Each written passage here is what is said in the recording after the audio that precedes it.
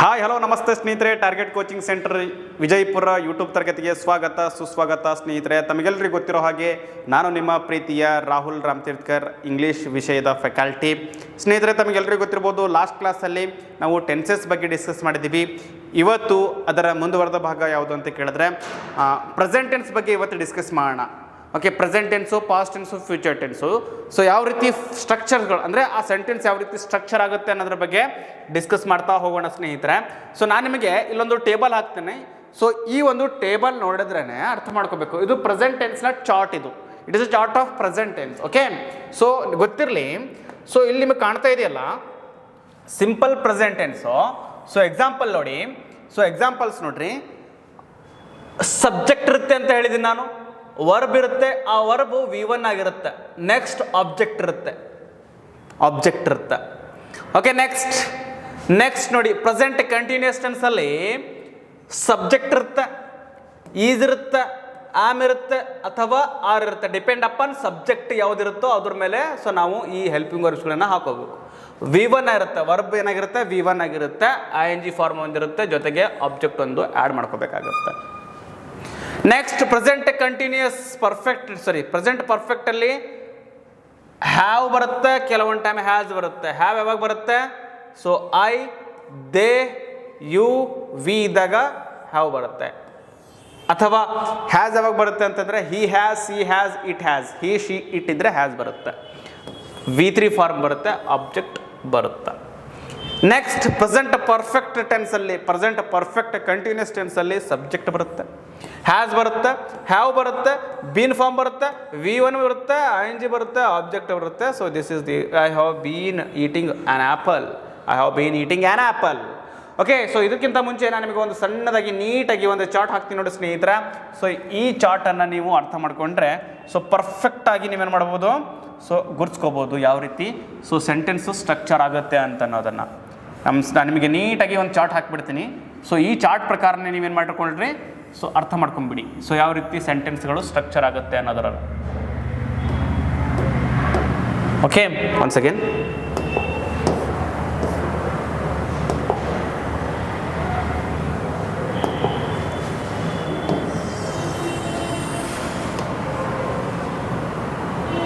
So I think ಇದು wrong ಆಗಿರ್ಬೋದು, ಇರಲಿ. ಎಸ್, ಇಲ್ಲಿ ಗೊತ್ತಿರಲಿ, ಒಂದು ಐಡಿಯಾ ತಗೊಳ್ರಿ. Just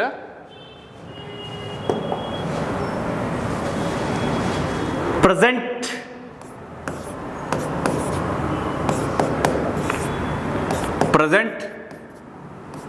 simple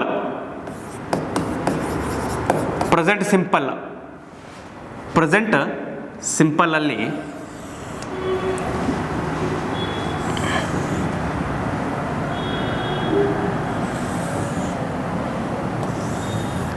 base form of verb ಬರುತ್ತೆ.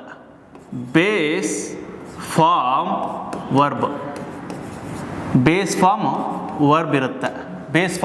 ವರ್ಬ್ ಇರುತ್ತೆ. ನಾನು ನಿಮಗೆ ಹೇಳ್ತೀನಿ ಯಾವ ರೀತಿ ಸ್ಟ್ರಕ್ಚರ್ ಆಗುತ್ತೆ ಅನ್ನೋದನ್ನು. ನೆಕ್ಸ್ಟ್ ಪ್ರೆಸೆಂಟ್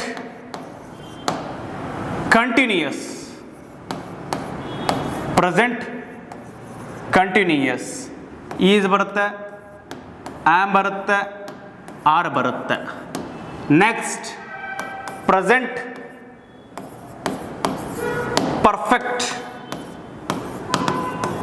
ಪರ್ಫೆಕ್ಟ್ ಹ್ಯಾಸ್ ಬರುತ್ತೆ, ಹ್ಯಾವ್ ಬರುತ್ತೆ. Next present perfect continuous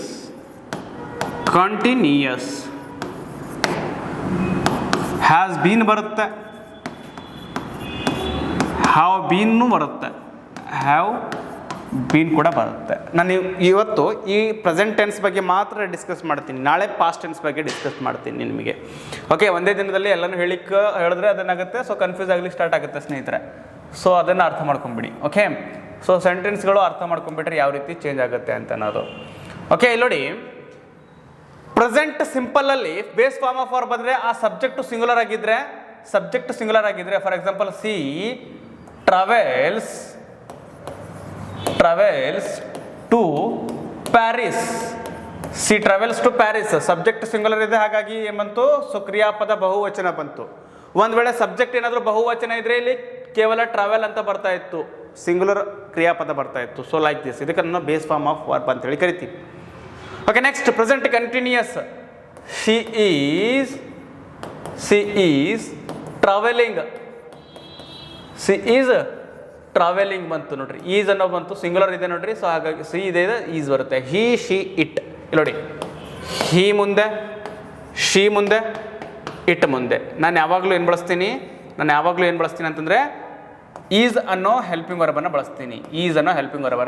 so ಅದಕ್ಕೆ ನಾನು ಸಿ ಅಂತ ಬಂದಿದೆ, ಈಸ್ ಅಂತ ಬಳಸ್ದೆ. She is travelling to Paris, like this. Okay, next present perfect. She has travelled. Has ತಗೊಂಡೆ, ಬೇಕಾದ್ರೆ ಇಲ್ಲಿ ಸಿ ಬಂದಿದೆ. ಒಂದು ವೇಳೆ ದೇ ಬಂದರೆ ಹ್ಯಾವ್ ಬರ್ತಾ ಇತ್ತು, ವಿ ಬಂದರೆ ಹ್ಯಾವ್ ಬರ್ತಾ ಇತ್ತು, ಐ ಬಂದರೆ ಹ್ಯಾವ್ ಬರ್ತಾ ಇತ್ತು, ಯು ಬಂದರೆ ಹ್ಯಾವ್ ಬರ್ತಾ ಇತ್ತು. ಸೊ ಬಟ್ ಇಲ್ಲಿ ಸಿಂಗುಲರ್ ಇದೆ ನೋಡ್ರಿ ಸಿ ಅನ್ನೋದು, ಹಾಗಾಗಿ ಹ್ಯಾಸ್ ಬಂದಿದೆ. C has travelled. ಸೊ ಈಗ ತಾನೇ ಕಂಪ್ಲೀಟ್ ಆಗಿರುವಂಥದ್ದು.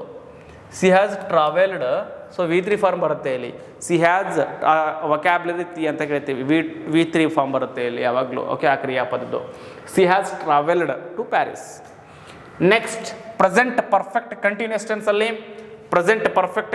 ಟೆನ್ಸಲ್ಲಿ. ಅರ್ಥ ಮಾಡ್ಕೊಂಡ್ಬಿಡಿ ಸ್ನೇಹಿತರೆ, very important. She has bean.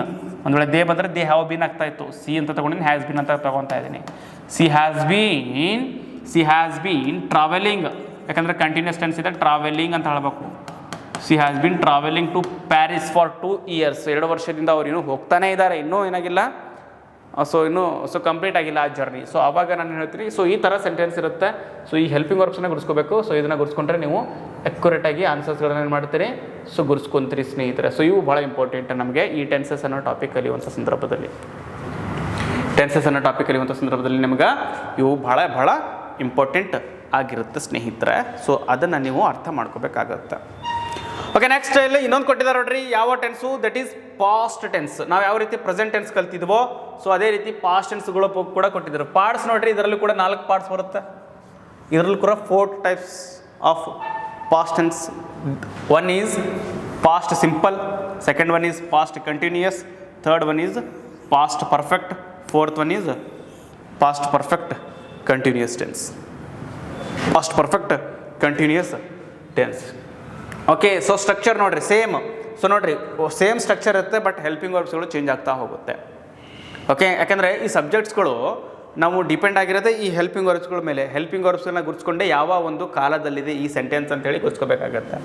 Okay, first ನೋಡಿ ಸ್ನೇಹಿತರೆ, ಸಬ್ಜೆಕ್ಟ್ ಬರುತ್ತೆ, V2 ಫಾರ್ಮ್ ಇರುತ್ತೆ. ಆ ವರ್ಬ್ದು ಏನಾಗಿರುತ್ತೆ, V2 ಫಾರ್ಮ್ ಇರುತ್ತೆ ಇಲ್ಲಿ. ನೆಕ್ಸ್ಟ್ ಅಬ್ಜೆಕ್ಟ್ ಇರುತ್ತೆ, subject plus verb plus object. ಆ ವರ್ಬ್ ಏನಾಗಿರುತ್ತೆ, V2 ಫಾರ್ಮ್ನಿಂದ ಕೂಡಿರುತ್ತೆ. ಯಾವ ಫಾರ್ಮು, V2 ಫಾರ್ಮ್ನಿಂದ ಕೂಡಿರುತ್ತೆ. ನೆಕ್ಸ್ಟ್ ಇಲ್ಲಿ ನೋಡ್ರಿ, ಸೊ ಇದು ಪಾಸ್ಟ್ ಸಿಂಪಲ್ ನೋಡ್ರಿ. ಇದು ಸಿಂಪಲ್ ಪಾಸ್ಟ್ ಬಗ್ಗೆ ಹೇಳಿದ್ವಿ ನಾವು. ಯಾವುದ್ರ ಬಗ್ಗೆ ಹೇಳಿದ್ವಿ, ಸಿಂಪಲ್ ಪಾಸ್ಟ್ ಬಗ್ಗೆ ಹೇಳಿದ್ವಿ. ಪಾಸ್ಟ್ ಸಿಂಪಲ್ ಬಗ್ಗೆ ಹೇಳಿದ್ವಿ ನಾವು. ಇದು ಸ್ಟ್ರಕ್ಚರ್ ಇದು. ಓಕೆ, ಇದು ಸ್ಟ್ರಕ್ಚರ್ ಅದ್ರದ್ದು ಸಿಂಪಲ್ ಪಾಸ್ಟ್ದು. ನೆಕ್ಸ್ಟ್ ಇನ್ನೊಂದು ನೋಡ್ರಿ, ಇನ್ನೊಂದು ಪಾಸ್ಟ್ ಕಂಟಿನ್ಯೂಯಸ್ ಟೆನ್ಸ್. ಹಿಂದೆ ಆ ಕೆಲಸ ನಡೀತಾ ಇತ್ತು, ನಡೆದಿತ್ತು ಅಂದರೆ, ಸೊ ಹಿಂದೆ ನಿನ್ನೆ ಇಷ್ಟೊತ್ತಿಗೆ ಆ ಕೆಲಸ ನಡೀತಾ ಇತ್ತು ಅನ್ನೋದ್ರ ಬಗ್ಗೆ ನಾನು ಪಾಸ್ಟ್ ಕಂಟಿನ್ಯೂಸ್ ಟೆನ್ಸಲ್ಲಿ ಹೇಳಬೇಕಾಗಿದೆ. ಸೊ ಅಲ್ಲಿ ING ಫಾರ್ಮ್ ಬರಬೇಕು, ಬಿಕಾಸ್ ಕಂಟಿನ್ಯೂಸ್ ಟೆನ್ಸ್ ಇದೆ. ಸೊ ನೋಡ್ರಿ, ಸಬ್ಜೆಕ್ಟ್ ಸ್ಟ್ರಕ್ಚರ್ ಯಾವ ರೀತಿ, ಆ ವಾಕ್ಯವನ್ನು ಯಾವ ರೀತಿ ಸ್ಟ್ರಕ್ಚರ್ ಆಗುತ್ತೆ ಅನ್ನೋದು ನೋಡ್ರಿ. ಸಬ್ಜೆಕ್ಟ್ ಬೇಕು, ವಾಸ್ ಬೇಕು. ವಾಸ್ ಯಾವಾಗ ಆ ಸಬ್ಜೆಕ್ಟು ಸಿಂಗುಲರ್ ಆಗಿದ್ದರೆ ವಾಸ್ ಬಳಸ್ರಿ, ಸಿಂಗುಲರ್. ಹಿ, ಶಿ, ಇಟ್ ಬಂದರೆ ವಾಸ್ ಬಳಸ್ರಿ. ಐ ಬಂದರೂ ಕೂಡ ವಾಸೇ ಬಳಸ್ರಿ.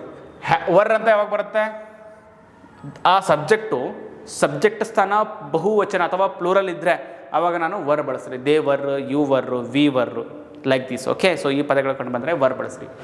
ವರ್ಬ್ ಏನಾಗಿರ್ಬೇಕು, ING ಫಾರ್ಮ್ನಿಂದ ಕೂಡಿರ್ಬೇಕು. ING ಫಾರ್ಮ್ನಿಂದ ಆ ವರ್ಬ್ ಕೂಡಿರಬೇಕು. ನೆಕ್ಸ್ಟ್ ಲಾಸ್ಟಿಗೆ ಏನು ಬರಬೇಕು, ಆಬ್ಜೆಕ್ಟ್ ಬರಬೇಕು. ಇದು ಪಾಸ್ಟ್ ಕಂಟಿನ್ಯೂಸ್ ಟೆನ್ಸ್ನ ಫಾರ್ಮುಲಾ. ಇದು ಫಾರ್ಮುಲಾ ಸ್ಟ್ರಕ್ಚರ್ ಅಂತ ಹೇಳಿ ಕರಿತೀವಿ ಇದನ್ನು. ಓಕೆ, ಒಂದು ಎಕ್ಸಾಂಪಲ್ ನೋಡ್ರಿ ಬೇಕಾದ್ರೆ. ಸೊ ಇದು ಸಿಂಪಲ್ ಪಾಸ್ಟ್ ಟೆನ್ಸ್ ನೋಡ್ರಿ. I went, so V2 form ಬಂದಿದೆ ನೋಡ್ರಿ. Okay, next he went, V2 form. ವರ್ಬ್ದು ಏನಾಗಿದೆ, V2 ಫಾರ್ಮ್ ಬಂದಿದೆ. ಸೊ ಅವ್ರು ಆಲ್ರೆಡಿ ಸೆಟಪ್ ಮಾಡಿದ್ದಾರೆ ಅವರು. ಸೊ V2 ಫಾರ್ಮ್ ಇರಬೇಕು ವರ್ಬ್ದು ಅಂತೇಳಿ, ಎಲ್ಲಿ, ಪಾಸ್ಟ್ ಸಿಂಪಲಲ್ಲಿ. ಸೊ ಈ ಥರ ಎಕ್ಸಾಂಪಲ್ಸ್ಗಳು ನೋಡ್ರಿ. ಐ ಬಂದಿದೆ, ಹಾಗಾಗಿ ಏನು ಮಾಡಿದೆ, ಸೊ ವಾಸ್ ಬಂದಿದ್ದಾರೆ. So I was going. You ಬಂದಿದೆ, ವರ್ ಅಂತ ತಗೊಂಡ್ರಿ. ಯು ವರ್ ಗೋಯಿಂಗ್ ಅಂತ ಹೇಳಿ. Okay, so you were going ಅಂತೇಳಿ. ಸೊ ಈ ಥರ ಬರುತ್ತೆ ಸ್ನೇಹಿತರೆ. ಸೊ ಇಂಗ್ಲೀಷ್ ಅನ್ನೋದು ವೆರಿ ವೆರಿ ಈಸಿ ರೀ. ನೀವು ಯಾಕೆ ಇಷ್ಟು ಡಿಫಿಕಲ್ಟ್ ಮಾಡ್ಕೊತೀರಿ ಅಂತಂದರೆ ನೀವು ಪ್ರಾಕ್ಟೀಸ್ ಮಾಡಲ್ಲ. ಪ್ರಾಕ್ಟೀಸ್ ಮಾಡಿದ್ರೆ ಸೊ ಪರ್ಫೆಕ್ಟ್ ಆಗಿರ್ತಕ್ಕಂಥ ಸೊ ಕ್ಲಾಸಸ್ಗಳು ಅರ್ಥ ಆಗುತ್ತೆ. ಅದಕ್ಕೋಸ್ಕರ ನಾನು ನಿಮಗೆ ಸೊ ಪದೇ ಪದೇ ಪ್ಲೇಲಿಸ್ಟ್ ಇರುತ್ತೆ ಒಂದೇ ಕಡೆ, target coaching centre Vijayapura YouTube ಚಾನಲಲ್ಲಿ. ಸೊ ನೀವು ಪ್ಲೇಲಿಸ್ಟ್ ಪ್ರಕಾರ ನೋಡ್ತಾ ಹೋಗ್ರಿ. ಸೊ ಪ್ರತಿಯೊಂದು ಕ್ಲಾಸಸ್ಗಳು ನಿಮಗೆ ಸಿಗ್ತಾ ಹೋಗುತ್ತೆ. ಓಕೆ, ಎಲ್ಲ ಕ್ಲಾಸನ್ನು ಮಾಡಿದಾಗಿದೆ. ಇದು ಪಾಸ್ಟ್ ಟೆನ್ಸಸ್ ಬಗ್ಗೆ ಇದೆ. ನಾಳೆ ಏನು ಮಾಡೋಣ, active voice and passive voice ಬಗ್ಗೆ ಡಿಸ್ಕಸ್ ಮಾಡೋಣ. ತದನಂತರ ಏನು ಮಾಡೋಣ ಅಂತಂತಂದರೆ ತದನಂತರ ಡಿಗ್ರೀಸ್ ಆಫ್ ಕಂಪ್ಯಾರಿಸನ್, ತದನಂತರ ಪ್ರಪೋಸಿಷನ್ಸ್ ಬಗ್ಗೆ ಒಂದು ಕ್ಲಾಸ್ ಮಾಡೋಣ. ಆ್ಯಂಡ್ ಅದಾದ ನಂತರ ಲಾಸ್ಟ್ ಕ್ಲಾಸ್ ರಿಪೋರ್ಟೆಡ್ ಸ್ಪೀಚ್ ಮಾಡೋಣ ಸ್ನೇಹಿತರೆ.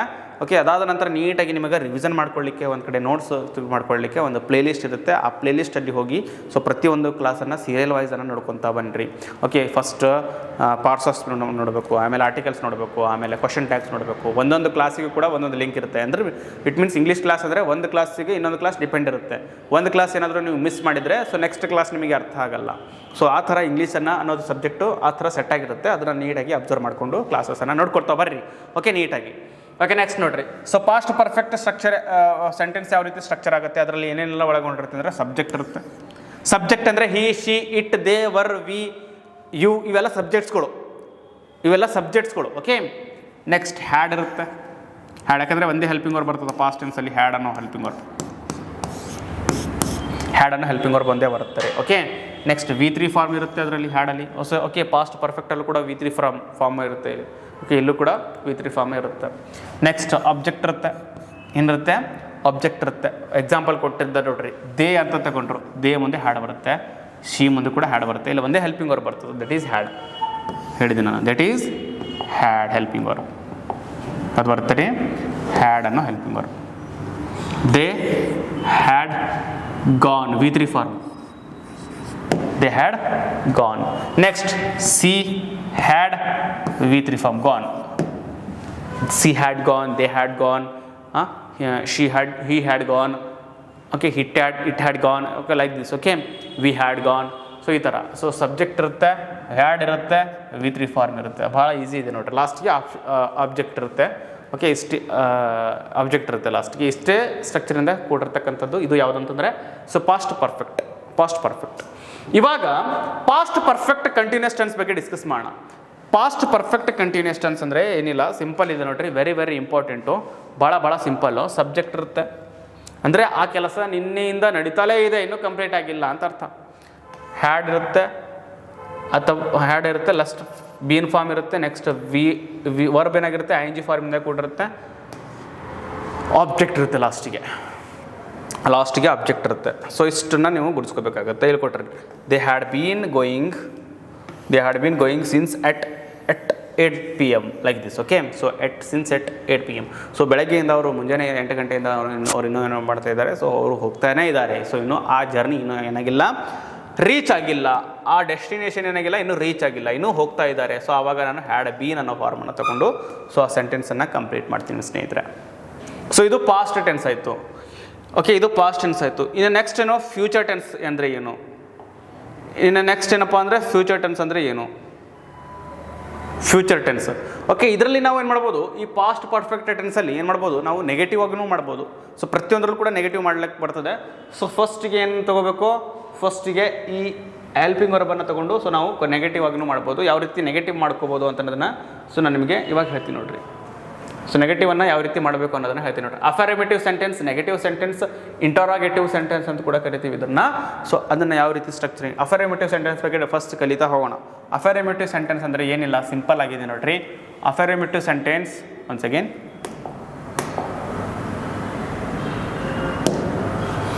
Affirmative sentence, negative sentence, interrogative sentence. I had eaten, ಇದು affirmative sentence. I had eaten ಅನ್ನೋದು ಅಫರ್ಮೇಟಿವ್ ಸೆಂಟೆನ್ಸ್. ಇದೇ ನೆಗೆಟಿವ್ ಸೆಂಟೆನ್ಸ್ ಅಂದರೆ ಐ ಹ್ಯಾಡ್ ಅಂದರೆ ಆ ವರ್ಬ್ಗೆ ಏನಾಗುತ್ತೆ, ಆ ಕ್ರಿಯಾಪದಕ್ಕೆ ಏನು ಮಾಡುತ್ತೆ, ಆ ಹೆಲ್ಪಿಂಗ್ ವರ್ಬ್ಗೆ ನೆಗೆಟಿವ್ ಮಾಡೋದು, ನಾಟ್ ಅನ್ನೋ ಪದವನ್ನು ಸೇರಿಸೋದು ಅಷ್ಟೇ. ಇದು ನೆಗೆಟಿವ್ ಸೆಂಟೆನ್ಸ್ ಅಂತ ಹೇಳಿ ಕರಿತೀವಿ, ನೆಗೆಟಿವ್ ಟೆನ್ಸ್ ಅಂತ ಹೇಳಿ ಕರಿತೀವಿ. I hadn't eaten. ಅದೇ ಇಂಟ್ರಾಗೇಟಿವ್, ಹ್ಯಾಡ್ ಈಟನ್, ಪ್ರಶ್ನೆ ಮಾಡೋದು. ಇಂಟ್ರಾಗೇಟಿವ್ ಅಂದ್ರೇನು, ಸೊ ಪ್ರಶ್ನೆ ಮಾಡೋದು, ಲಾಸ್ಟಿಗೆ ಕ್ವಶನ್ ಮಾರ್ಕ್ ಬರುತ್ತೆ. ಸೊ ಪ್ರಶ್ನೆ ಮಾಡೋದು ಇಷ್ಟೇ. ಇದಕ್ಕೇನು ಭಾಳ ಡಿಫಿಕಲ್ಟಿ ಇಲ್ಲ ರೀ, ಭಾಳ ಡಿಫಿಕಲ್ಟಿ ಇಲ್ಲ, ಈಸಿ ಇದೆ ಇದು concept. You had eaten, you hadn't eaten, you hadn't eaten, had you eaten ಪ್ರಶ್ನೆ ಮಾಡೋದು, ಹ್ಯಾಡಂಟ್. ಸೊ ಇಂಟ್ರಾಗೇಟಿವ್ ಅಂದರೆ ಪ್ರಶ್ನೆ ಮಾಡೋದು, ನೆನ್ಪಿಟ್ಕೊಂಡ್ಬಿಡಿ. ಪ್ರಶ್ನೆ ಮಾಡೋದು ಇಂಟ್ರಾಗೇಟಿವ್ ಅಂದರೆ ಸೆಂಟೆನ್ಸು. ಸೊ ನೀವು ಇಂಟ್ರಾಗೇಟಿವ್ ಸೆಂಟೆನ್ಸ್ ಬಗ್ಗೆ ನಾನು ಹೇಳಿದ್ದೀನಿ, 5 ಸೆಂಟೆನ್ಸ್ ಬರುತ್ತೆ ಅಂತ ಹೇಳಿದ್ದೀನಿ ನಾನು. ಫಸ್ಟಿಗೆ ಯಾವುದು ಅಸರ್ಟಿವ್ ಸೆಂಟೆನ್ಸ್, ಮತ್ತು ಇಂಪ್ಯಾರೇಟಿವ್, ಇಂಟ್ರಾಗೇಟಿವ್ ಬಗ್ಗೆ ಹೇಳಿದ್ದೀನಿ. Next exclamatory, ಆಪ್ಟೇಟಿವ್. ಇಂಟ್ರಾಗೇಟಿವ್ ಅಂದರೆ ಪ್ರಶ್ನೆ ಮಾಡೋದು. ಓಕೆ, ನೆನ್ಪಿಟ್ಕೊಂಬಿಡಿ. ಸೊ ಅಫರ್ಮೇಟಿವ್ ನೋಡ್ರಿ, ಹಿ ಅಥವಾ ಶಿ ಅಥವಾ ಇಟ್ ಹ್ಯಾಡ್ ಈಟನ್ ಅಥವಾ ಹಿ ಹ್ಯಾಡ್ ಈಟನ್. ಓಕೆ, ಒಂದೇ ತಗೋಣ. He had eaten. Okay, he hadn't eaten, he had he eaten, had he eaten. Okay, so ಪ್ರಶ್ನೆ ಮಾಡೋದು ಇಂಟ್ರಾಗೇಟಿವ್ ಅಂದರೆ. Next we had eaten, we had eaten, had we eaten. Okay, ಅಥವಾ we hadn't eaten, had we eaten ಎಲ್ಲ ಬರುತ್ತೆ. So interrogative ಸೆಂಟೆನ್ಸಲ್ಲಿ ಬರುತ್ತೆ. So ಅರ್ಥ ಆಗ್ತಿದೆ ಅಲ್ರಿ? ಈಸಿ ಇದೆ ಅಲ್ಲ ಅದು? ಸೊ ಟೆನ್ಸಸ್ ಟಾಪಿಕ್ ಈಸಿ ಇದೆಲ್ಲ, ಇಷ್ಟೇ. ಸೊ ಅಫರ್ಮೇಟಿವ್ ಸೆಂಟೆನ್ಸಲ್ಲಿ ಒಂದು ಸೆಂಟೆನ್ಸ್ ಇರುತ್ತೆ, ನೆಗೆಟಿವಲ್ಲಿ ಏನಿರುತ್ತೆ, ಸೊ ನಾಟ್ ಅನ್ನೋ ಪದವನ್ನು ಸೇರಿಸ್ಬೇಕು. ಯಾವುದಕ್ಕೆ? ಹ್ಯಾಡ್ ಅನ್ನೋ ಪದಕ್ಕೆ ನಾವೇನು ಮಾಡಬೇಕು? ಈ ನಾಟ್ ಅನ್ನೋ ಪದ ಸೇರಿಸಿದ್ರೆ ಏನಾಗುತ್ತೆ? ಈ ನಾಟ್ ಅನ್ನೋ ಪದ ಸೇರಿಸಿದ್ರೆ ಏನಾಗುತ್ತೆ? ನೆಗೆಟಿವ್ ಆಗುತ್ತೆ ಸ್ನೇಹಿತರೆ, ನೆಗೆಟಿವ್ ಆಗುತ್ತೆ. ಸೊ ಇದನ್ನು ಅರ್ಥ ಮಾಡ್ಕೊಂಡ್ಬಿಡಿ, ನೆಗೆಟಿವ್ ಆಗುತ್ತೆ. ಇದನ್ನು ನೀವೇನು ಮಾಡ್ಕೋಬೇಕಾಗತ್ತೆ? ಅರ್ಥ ಮಾಡ್ಕೋಬೇಕಾಗತ್ತೆ ಸ್ನೇಹಿತರೆ. One second just 1 second. Okay, so clear ಆಯ್ತಾ ಇದು? ಸೊ ಇಷ್ಟು ಕಾನ್ಸೆಪ್ಟ್ ನಿಮಗೆ ಕ್ಲಿಯರ್ ಆಯ್ತಾ? ಇವಾಗ ನೆಕ್ಸ್ಟ್ ಅದ್ರ ಬಗ್ಗೆ ಡಿಸ್ಕಸ್ ಮಾಡೋಣ. ಇಲ್ಲಿದೆ ನೋಡ್ರಿ, you had eaten, you had eaten, you had eaten, you hadn't eaten. Okay, had you eaten ಪ್ರಶ್ನೆ ಮಾಡೋದು. ಲಾಸ್ಟಿಗೆ ಏನು ಮಾಡೋದು? ಸೊ ಕ್ವಶನ್ ಮಾರ್ಕನ್ನು ಹಾಕೋದು, they had eaten, they had eaten, they hadn't eaten, they hadn't eaten, had they eaten. So ಲಾಸ್ಟಿಗೆ ಏನು ಮಾಡೋದು? ಸೊ ಪ್ರಶ್ನೆಯನ್ನು ಹಾಕೋದು ಸ್ನೇಹಿತರೆ. ಸೊ ಐ ಥಿಂಕ್ ಇದು ಕ್ಲಾಸ್ ನಿಮಗೆ ಇಷ್ಟ ಆಗಿದೆ, ಅರ್ಥ ಆಗಿದೆ ಅಂತ ತಿಳ್ಕೊತಾ ಇವತ್ತಿನ ಕ್ಲಾಸನ್ನು ಇಲ್ಲಿಗೆ ಎಂಡ್ ಮಾಡ್ತಾ ಇದ್ದೀನಿ. ಮತ್ತೆ ನಾಳೆ ಕ್ಲಾಸನ್ನು ಇವತ್ತು ಮುಂದುವರೆದ ಭಾಗವನ್ನು ಡಿಸ್ಕಸ್ ಮಾಡ್ತಾ ಹೋಗೋಣ ಸ್ನೇಹಿತರೆ. ಓಕೆ, ಟೆನ್ಸಸ್ ಟಾಪಿಕ್ ಇರುತ್ತೆ, ವೆರಿ ವೆರಿ ಇಂಪಾರ್ಟೆಂಟು. ಸೊ ಈ ಕ್ಲಾಸ್ ಅರ್ಥ ಆದರೆ ಮಾತ್ರ ನಿಮಗೆ ಮುಂದಿನ ಕ್ಲಾಸಸ್ಗಳು ಅರ್ಥ ಆಗಲಿಕ್ಕೆ ಸಾಧ್ಯ ಆಗುತ್ತೆ ಅಂತ ಮಾತನ್ನು ಹೇಳ್ತಾ, ಸೊ ಇವತ್ತಿನ ಈ ಕ್ಲಾಸನ್ನು ಇಲ್ಲಿಗೆ ಎಂಡ್ ಮಾಡ್ತಾ ಇದ್ದೀನಿ. ಮುಂದುವರೆದ ಕ್ಲಾಸು ನಾಳಿನ ದಿನಮಾನಗಳಲ್ಲಿ ಮತ್ತೆ ಚರ್ಚೆ ಮಾಡೋಣ. ಅಲ್ಲಿವರೆಗೂ ಎಲ್ಲರಿಗೂ ಕೂಡ take care, bye, see you all, have a nice day. ಮತ್ತು ಇನ್ನೊಂದು ಗೊತ್ತಿರಲಿ, ಎಲ್ಲ ವಿದ್ಯಾರ್ಥಿಗಳಿಗೂ ಕೂಡ ಈ ಕ್ಲಾಸಸ್ಗಳ ಲಿಂಕನ್ನು ಶೇರ್ ಮಾಡಿರಿ. ಪಾಪ ಎಲ್ಲ ವಿದ್ಯಾರ್ಥಿಗಳು ಕೂಡ ರೀಚ್ ಆಗಲಿ. ಕ್ವಾಲಿಟಿ ಕ್ಲಾಸ್ ಇದೆ, ಸೊ ಡೆಪ್ತ್ ಆಫ್ ನಾಲೆಜ್ ಇದೆ. ಸೊ ಇದನ್ನು ಅರ್ಥ ಮಾಡಿಕೊಂಡು ಎಲ್ಲ ವಿದ್ಯಾರ್ಥಿಗಳು ಕೂಡ ಪಾಪ ಅನುಕೂಲ ಆಗಲಿ ಅನ್ನೋ ಉದ್ದೇಶದಿಂದ ನಾವು ಮಾಡ್ತಾ ಇದ್ದೀವಿ. ಸೊ ಈ ಒಂದು ಲಿಂಕನ್ನು ಶೇರ್ ಮಾಡಿರಿ ಅಂತ ನಾವು ಒಂದು ಮಾಹಿತಿಯನ್ನು ತಿಳಿಸ್ತಾ ಇವತ್ತಿನ ಕ್ಲಾಸನ್ನು ಇಲ್ಲಿಗೆ ಎಂಡ್ ಮಾಡ್ತಾ ಇದ್ದೀನಿ. ಎಲ್ಲರಿಗೂ ಕೂಡ take care, bye, see you all, have a nice day, good by.